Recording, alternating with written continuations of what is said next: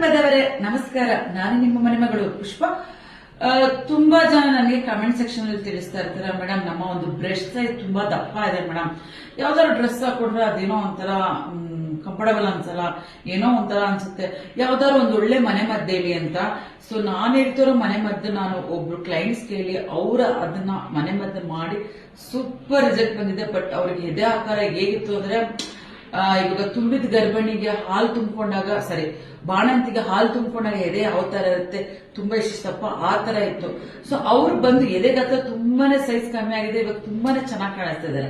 So ಅವ್ರು ಏನ್ remedy use ಮಾಡಿದ್ರು ಅಂತ ನಾನು ನಿಮ್ಗೆ ಹೇಳ್ತೀನಿ. ನಾನು ಅವ್ರಿಗೆ ಏನ್ ಹೇಳ್ಕೊಟ್ಟೆ ಅಂದ್ರೆ, ಬೆಳಿಗ್ಗೆ ಎದ್ದಿದ ತಕ್ಷಣ 1.5 ಗ್ಲಾಸ್ ನೀರ್ ತಗೊಳ್ಳಿ ಒಂದು ಬೌಲಲ್ಲೇ. ಅದಕ್ಕೆ ಬಂದು ಇಷ್ಟುದ್ದ ಶುಂಠಿ ಪೀಸ್ ತಗೋಬೇಕು, ತಗೊಂಡು ನೀಟಾಗಿ ಚೆನ್ನಾಗಿ ಜಜ್ಬೇಕು. ಆ ಶುಂಠಿನ ನೀರಲ್ಲಿ ಹಾಕಿ ಚೆನ್ನಾಗಿ ಕುದಿಯೋದಕ್ಕೆ ಬಿಡಬೇಕು. ಅದಕ್ಕೆ ಬಂದು ಒಂದಿಷ್ಟುದ್ದ ಶುಂಠಿ ಚಕ್ಕೆ ತಗೋಬೇಕು. ಚಕ್ಕೆನು ಮತ್ತೆ ಆ ನೀರಲ್ಲಿ ಹಾಕಿ ಚೆನ್ನಾಗಿ ಕುದಿಸಿ, ಶುಂಠಿ ಮತ್ತೆ ಚಕ್ಕೆನ ಚೆನ್ನಾಗಿ ಕುದಿಸ್ಬೇಕು. ಚೆನ್ನಾಗಿ ಕುದಿಸ್ಬಿಟ್ಟು ಆ ನೀರ್ನ 1.5 ಗ್ಲಾಸ್ ನೀರು 3/4 ಗ್ಲಾಸಿಗೆ ಬರಬೇಕು. 3/4 ಗ್ಲಾಸಿಗೆ ಬಂದಾಗ ಆ ನೀರ್ನ ತಗೊಂಡು ಅದಕ್ಕೆ ಬಂದು 1 ಲೆಮನ್ ಕಟ್ ಮಾಡ್ಕೊಂಡು ಅರ್ಧ ಲೆಮನ್ ಹಿಂಡ್ಬಿಟ್ಟು ಬೆಳಿಗ್ಗೆ ಕುಡಿಬೇಕು. ಬೆಳಿಗ್ಗೆ ಕುಡಿದು ಆಮೇಲೆ ಬ್ರೇಕ್ಫಾಸ್ಟ್ ಏನಾದ್ರು ಮಾಡ್ಕೊಳ್ಳಿ. ಮತ್ತೆ ಮಧ್ಯಾಹ್ನ ಊಟಕ್ಕಿಂತ ಮುಂಚೆ ಮತ್ತೆ ಈ ಪಾನೀಯನ 1 ಗ್ಲಾಸ್ ಕುಡಿಬೇಕು.